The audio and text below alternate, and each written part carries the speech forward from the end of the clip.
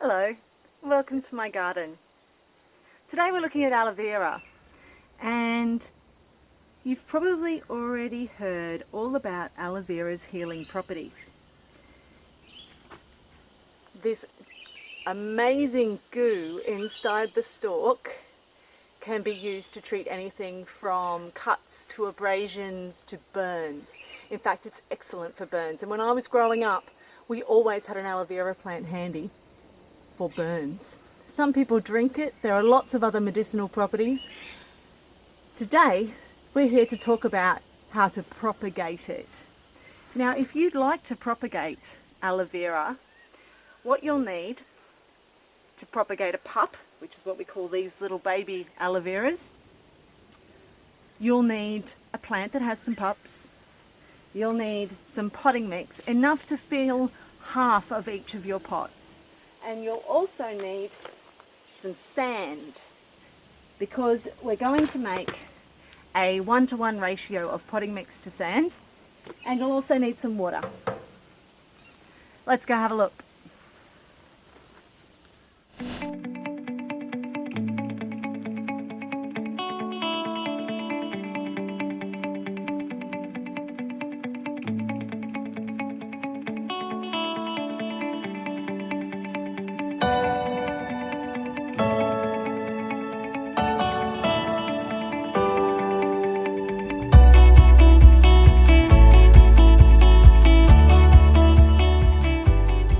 First thing we're going to do is prepare our soil, because once we get those pups out of the ground, we want to get them straight into the pot.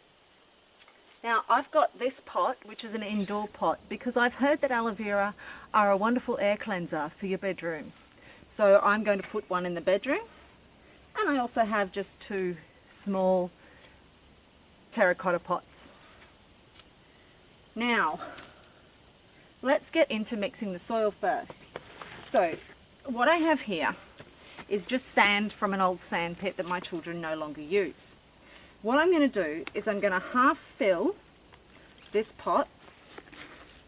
If I need a lot of soil, I usually mix in the wheelbarrow, but as I'm only doing 3 pots, I might as well do it in the pots. It's messy, but as long as I do it in the garden, the soil's just going in the garden anyway, and our soil is so ridiculously poor, it needs every bit of help it can get. So this one's now half full of sand. Let's fill the rest with some potting mix. And that's a potting mix that I got from the nursery down the road. It's the one they plant their plants in, so I know that it's good potting mix. It was previously we used it for planting potatoes, so now I have to make sure that it doesn't have potatoes in it for a while, because you should never plant potatoes in the same soil twice. Now, there we go. That's mixed up enough, and I have 1 pot of soil. So now what I'm going to do is dig out one of these pups. I'll just grab my trowel.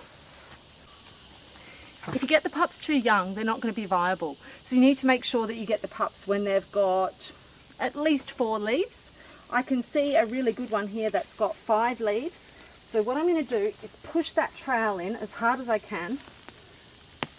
You can hear the roots breaking in there. Now I want to make sure that I absolutely get roots. So you can see that I'm using this metal trowel, and the reason for that is I want to cut into the soil, and I want to cut any roots that are joining.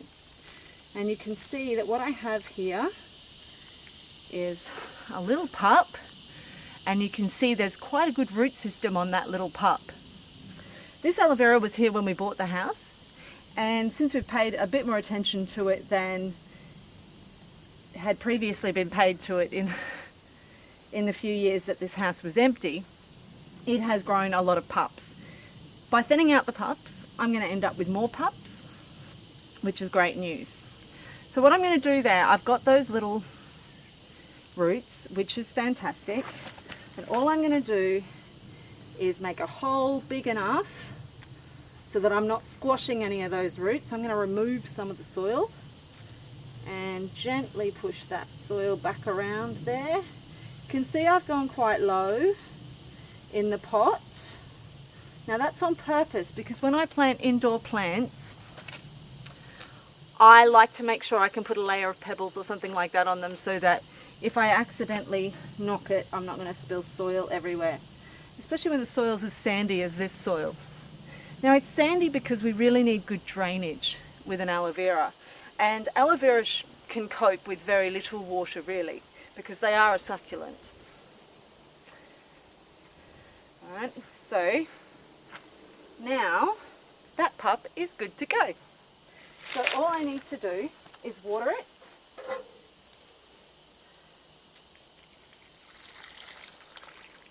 Now, when I water it, I'm making sure not only that I'm giving the plant some moisture to start with, but also that I've got my plant securely in there.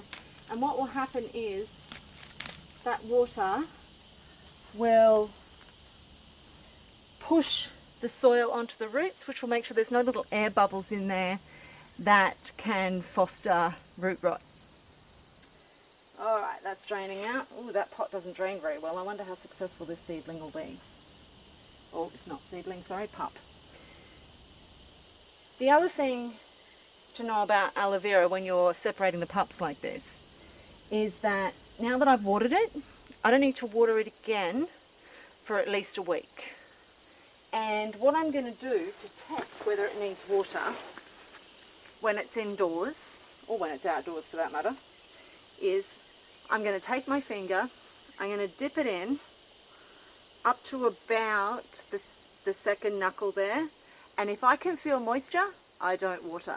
If the soil is dry as far as there, then I'm going to water. And that's a good rule of thumb, pardon the pun, for any of your indoor plants. So I'm going to get in and plant a couple more pups, but really it's as easy as that. Thanks for watching. If there's something that you'd like me to vlog about or blog about, please feel free to put it in the comments. I'd love to hear your opinion as well.